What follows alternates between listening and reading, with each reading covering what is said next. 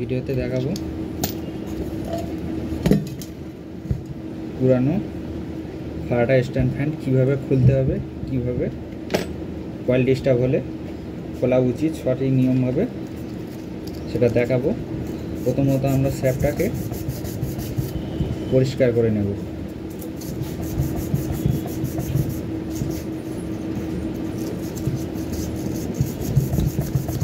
স্যাপটাকে পরিষ্কার করে নেব।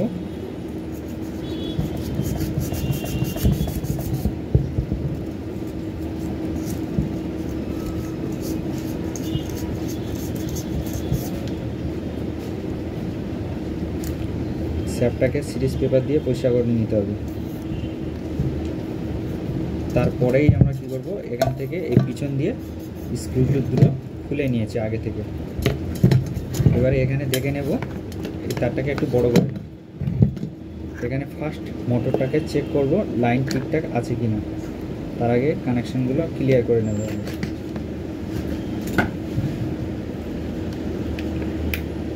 এখানে কানেকশনগুলো, এখানে মোটর ঘুরছে না, ঠিক আছে।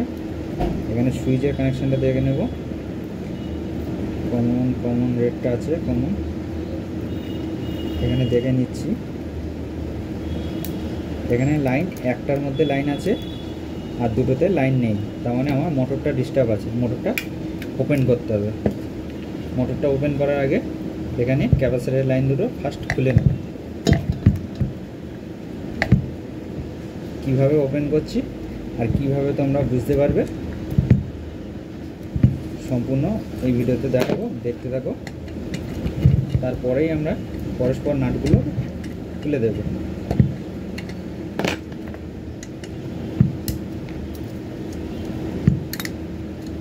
আগে ক্যাপাসিটরের লাইন দুটো খুলে নিল।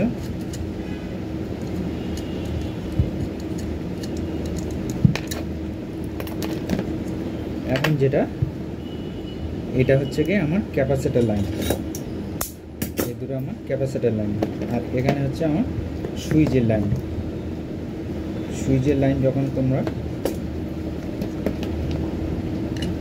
কানেকশানটা খোলার দরকার নেই, সুইচের থেকে কানেকশানটা খোলার দরকার নেই, খুলবে না ফার্স্ট, কখনো খুলবে না। আর যখনই খুলবে এরকমভাবে, আমি কীরকমভাবে খুলছি তোমরা দেখে নাও। লাইনগুলো ক্লিয়ারভাবে দেখানোর চেষ্টা করি যাতে বুঝতে পারো।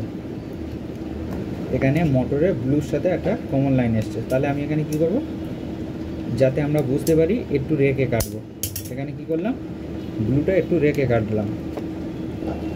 আবার সেম কানেকশান এরকম, এখানে কি করব, ব্ল্যাক, কালোটা একটু রেখে কাটলাম। সব কিন্তু এরকম রেখে রেখে কাটবো, ঠিক আছে। তারপরে কি করলাম, সাদাটা একটু রেখে কাটলাম, রেডটা একটু রেখে কাটলাম। আর এখান থেকে কমন লাইনটা, আউটসাইডের লাইনটা খোলার দরকার নেই, এটাকে আমরা সাইড করে দেবো। এবার মোটরের লাইনটা যে এখানে করলাম সবগুলো কিন্তু রেখে রেখে কাটলাম। এখানে তোমরা দেখতে পাচ্ছ, আর একবার দেখাই আমি। এখানে সাদা রেখেছি, লাল রেখেছি, কালো রেখেছি। এরকম একটু একটু করে রেখে রাখলে কি হয়, আমরা পরবর্তীকালে কালারটা আমাদের বোঝার সুবিধা হয়, অনেক কাজের সুবিধা হয়। সেই জন্য সুবিধার জন্য করেছি। এবার কথা না বাড়িয়ে ফটাফট চারটে নাট খুলে নেব। এবার যারা এবার কি করবে, যে এই মোটরটা এখানে দেখো লিভার ফাংশন আছে, এখানে তেলের জন্য লিভার ফাংশন আছে। লিভার ফাংশন যখনই বুঝতে পারবে না তখনই এরকম একটু মার্ক করে রাখবে। তাহলে এটা সোজাসুজি, এটা আমাকে ফিটিং করতে হবে। এটা সোজাসুজি, এটা আমি একটু অ্যারো চিহ্ন দিয়ে দিলাম, মার্কা চিহ্ন। এইভাবে আমরা মার্কা করব। তাহলে আমি এই বডিটা যখন এটা সেট করব তখন আমার খুবই সহজভাবে বডিটা সেট করা যাবে, তাহলে কোনো ঝামেলা হবে। কথা না বাড়িয়ে ফটাফট মোটরটাকে ওপেন করে ফেলবো।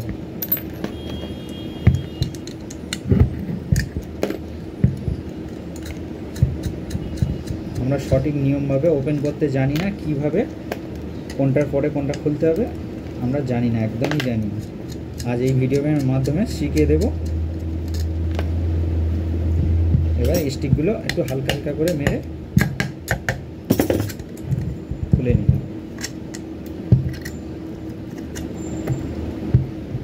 ঠিক আছে। এবার যখনই এটা খুলবে তখনই কী করবে, এরকম সাইড দিয়ে দেখবে কোন জায়গাটায় গ্যাপ আছে। এই একটা, এই সাইডে একটু চাকার দিলাম, এই সাইডে একটু চাকার দিয়ে দিলাম, তাহলে কী হলো, মোটরটাকে কত সুন্দরভাবে ওপেন হয়ে চলে আসছে তোমরা দেখতে পাবে। এইভাবে ওপেন হয়ে চলে আসছে, এইভাবে আমরা ওপেন করে নেব। দেখতে পাচ্ছ তোমরা কত সুন্দরভাবে ওপেন করেছি। এটাকে সাইড করে দেবো।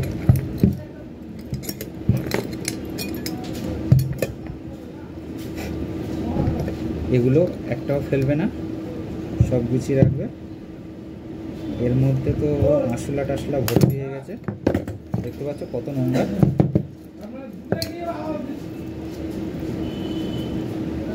এটা আমার তো ডাউট হচ্ছে এটা অ্যালুমিনিয়াম কয়েল হতে পারে, সে যা হোক এটা পরে দেখাচ্ছি।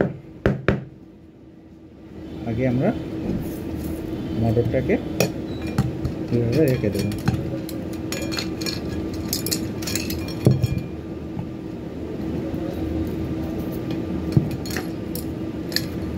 এই যখনই মোটর খুলবে অবশ্যই যদি এরকম স্যাপ বুশ ভালো থাকে, এটা কিন্তু স্যাপ ভালো আছে, তোমাদেরকে আমি ক্যামেরার সামনে দেখানোর চেষ্টা করি। এই স্যাপটাকে ভালো রয়েছে, এখানে যখন কার্বন টাইপের কালো হয়ে যাবে তখন মনে করবে স্যাপ ডিস্টার্ব আছে। অবশ্যই এই জায়গাটাকে ভরপুর করে তেল দিয়ে দেবে, মোবিল দিয়ে দেবে। আমি পরে দেখানোর চেষ্টা করছি কীভাবে তেল দেবে। এখন আমার কয়েলটা ডিস্টার্ব আছে, ঠিক আছে। এই কয়েলটা আমি পরবর্তীকালে ভিডিওতে তোমাদের সামনে দেখাবো কিভাবে কয়েল ভরতে হয়, কিভাবে কি করতে হয়। কয়েলটাকে সাইড করে দিচ্ছি। তেলটা কিভাবে দেবো আমি দেখাচ্ছি, দেখতে পাবো।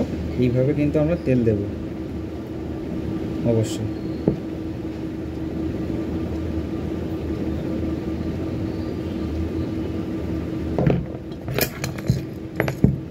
এটাও কিন্তু তেল দিতে হবে।